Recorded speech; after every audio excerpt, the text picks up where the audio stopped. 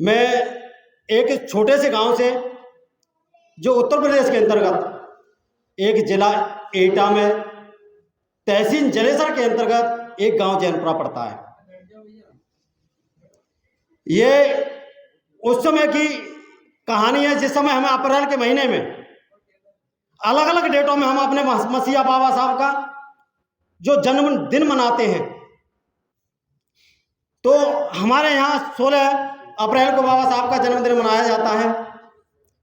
तो हमारे कुछ बच्चों ने पहले गत वर्षों की भांति वो शोभा यात्रा नहीं निकालते थे। हम लोग अपने एक स्थानीय जगह पर प्रोग्राम करते थे, जिसमें कोई भी प्रोग्राम अपना सांस्कृतिक प्रोग्राम रहता था। जब हमने अपनी इच्छा प्रकट की कि हम भी अपने बाबा साहब की शोभा यात्रा निकालेंगे, तो हमने एक पहले विचार बनाया कि उन लोगों से पहले पूछा जाए कि भाई हमें ये अपना कार्यक्रम करना चाह रहे हैं। कुछ लोग मिलकर के उनके पास गए। उन लोगों ने कहा कि ऐसा है कि हम अगले दिन बताएंगे। अगले दिन बताएंगे, तो हम अगले दिन गए तो कुछ उन्होंने बताया कि हमारे बच्चे कुछ मना कर रहे हैं,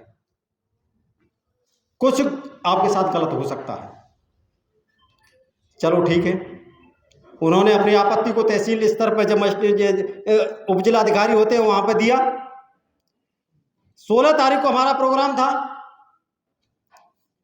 हम अगर चाहते तो जबरदस्ती भी जिस तरीके से अपनी शोभा यात्रा को निकाल सकते थे, लेकिन बाबा साहब के द्वारा जो कानून बनाया, जो बाबा साहब ने हमें कानून दिया है, हमें बाबा साहब के कानून का पालन भी करना था।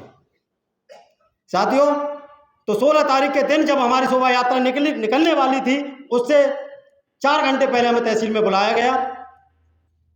उपजिलाधिकारी के समक्ष बैठ करके उस पक्ष को भी रखा गया, हमारे पक्ष को भी रखा गया।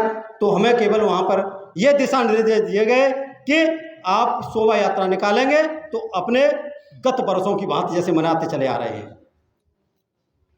लेकिन हम लोगों ने उसी समय पर अपनी बात को रखा, मजिस्ट्रेट के सामने कहा कि आज हमारे लिए यह दिक्कत है, अगर हमारी शोभा यात्रा नहीं निकल सकती तो आने वाले समय में इनकी कोई भी शोभा यात्रा वहां से गुजर नहीं सकती।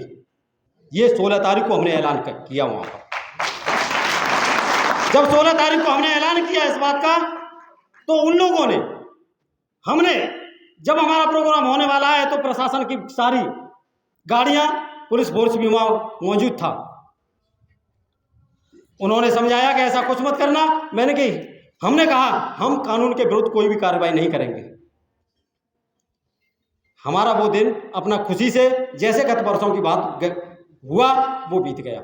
आने वाले समय में उन्होंने अपनी एक कथा का आयोजन किया, भागवत कथा जो होती है उसका आयोजन किया।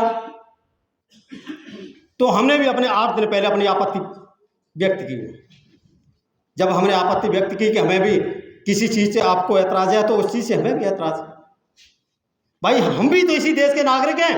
जब हम उनके एरिया से होकर के गुजर नहीं सकते, तो इनका क्या दायित्व है, तो हमारे तरफ से आएंगे। फिर उन्होंने अपनी कलश यात्रा जो होती है, हमने किसी भी धर्म का विरोध नहीं किया, किसी महापुरुष के खिलाफ कोई काल्पनिक बात नहीं कही, न आज तक हम करते आए हैं। लेकिन रोष इस बात का था कि जिस जगह के वो हम सांस्कृतिक प्रोग्राम मनाते थे, उसमें हम उन्हीं लोगों को एक मंच पर जगह दिया करते थे, जिन लोगों की बातें, जब अंदर की भावना, दोष भावनाएं खुल के आई, जब हमने अपनी बातों को उनके सामने रखा। तो साथियों, जब हमारे तरफ से गुजरने की कोशिश की, शासन प्रशासन उनके साथ था, तो केवल हमने एक ही बात रखी थी कि हम अपने महापुरुष, अपने भगवान की शोभा यात्रा को निकालने के लिए परमिशन लेने के लिए आपके पास जाते हैं, तो बगैर परमिशन के हम अपने भगवान की शोभा यात्रा नहीं निकाल सकते। तो आप भी परमिशन दिखाइए और अपनी शोभा यात्रा को निकालिए।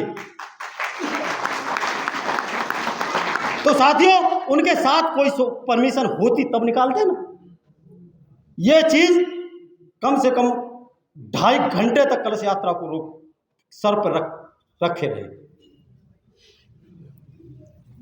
हम वहां कानून के दायरे में रहे, और कानून के दायरे में रह करके ही हमसे ज्यादा, एक बात आपको बताऊंगा मैं, कि कोई भी बच्चा किसी जगह पर जिस जगह पर उपद्रव की भावना हो, जिस जगह पर किसी का बच्चा जा रहा हो, तो उसकी माँ केवल एक ही कहेगी, बेटा उस जगह पर मत जाना। लेकिन मैं उस अपनी मातृ शक्ति को वंदन, अभिनंदन एवं नतमस्तक होकर प्रणाम करूंगा, जिन्होंने हमारे कंधे से कंधा मिलाकर आगे चलने का कार्य किया। जब हम कानून के दायरे में रहे, तो हमें कानून के दायरे में रह करके हमें जो हमें मिलना चाहिए था वो जीत हमें हासिल हुई।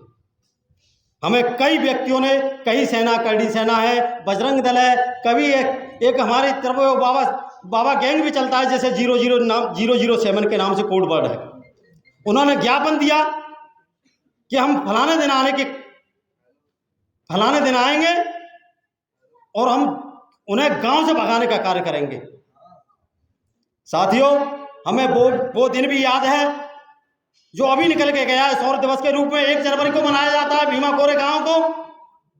जब उन्होंने साहस और हिम्मत जुटाई तो 500 आदमी 28,000 लोगों पर भारी पड़े और उनका कत्लेआम किया। उसी बात को ध्यान में रखते हुए जब हम अपने को हिम्मत देंगे, साहस देंगे, तो हम कुछ भी कर सकते हैं और सभी से लड़ने को तैयार हैं। साथियों, क्या है? यही है। अरे, जिनमें त्याग और बलिदान का साहस और हिम्मत होती है, केवल इतिहास उसी का होता है। जिसमें घर बैठने कर चुप कर सुनने की बात होती है, वो नहीं। अब आगे की बात आती है कि हिंदू राष्ट्र वाली बात। जिन दलित और शोषित वर्गों के साथ में, जिस देश के अंदर बहन बेटियों को सुरक्षित नहीं रखा जा सकता और नारा देते हैं कि बेटी बचाओ बेटी पढ़ाओ को नारा देते हैं, जिनके साथ रेप और बलात्कार की घटनाएं हो रही हैं, जिन दलितों के साथ अत्याचार की भावनाओं से अत्याचार किया जा रहा है, क्या उस देश को हिंदू राष्ट्र होने दिया जा सकता है? कि होने की कल्पना कर सकते हैं ये? क्या यही है इनका आगे का प्रक्रिया है हिंदू राष्ट्र बनाने के लिए? जो आज हमारी बहन बेटियां सुरक्षित नहीं हो सकती, तो आगे हिंदू राष्ट्र बनने पर ये क्या कर सकते हैं हम लोगों? इसीलिए आप सबसे मेरी विनम्र प्रार्थना है कि एकता में वो ताकत होती है और हिम्मत में वो ताकत होती है कि एक आदमी 10 पर भी भारी पड़ सकता है। हमारी पीढ़ियां बीत गई, जिनके अत्याचारों को सुनते सुनते अगर हम भी यही अत्याचार को सुनते रहे तो अत्याचार एक चरम सीमा पर होगा और इनका एक हिंदू राष्ट्र का सपना भी पूरा हो जाएगा। इसलिए एकत्रित होकर के एक अपने लिए जब आवाज नहीं उठाओगे तब तक कुछ होने वाला नहीं है। हम आप सबके सामने कहते हैं कि हम अपना त्याग और बलिदान देने को तैयार हैं अगर हमारी जरूरत पड़ेगी तो। हम उस चीज को सहन नहीं कर सकते। क्यों? कि वो कहते हैं कि चले गए पुरखा मेरे वतन से रोते रोते, हम भी जीतते यूं ही मर मर के बाबा साहब अगर ना होते, बाबा साहब अगर ना होते। तो आगे मैं आपसे सभी बैठे हैं यहाँ, काफ़ी जगह से आए हुए मेरे बहन भाइयों, मैं आपके सामने एक करबद्ध प्रार्थना करता हूँ कि एक दलित शोषित समाज, ये चीज़ जो कमज़ोर वर्ग है वो सभी जातियों के अंतर्गत है। हमने भी इतिहास उठा करके देखा है कि हमारे कभी भी दलित शोषित वर्गों ने कभी महापुरुष की कल्पना या कोई उनके खिलाफ भद्र भाषा का प्रयोग नहीं किया। आप भी एक बाबा साहब के अनुयायी हैं तो कभी भी किसी महापुरुष के खिलाफ भद्र भाषा का प्रयोग और काल्पनिक बात नहीं करेंगे। बाबा साहब के बनाए हुए कानून के दायरे में रहेंगे, उसी में सारे कार्य करेंगे।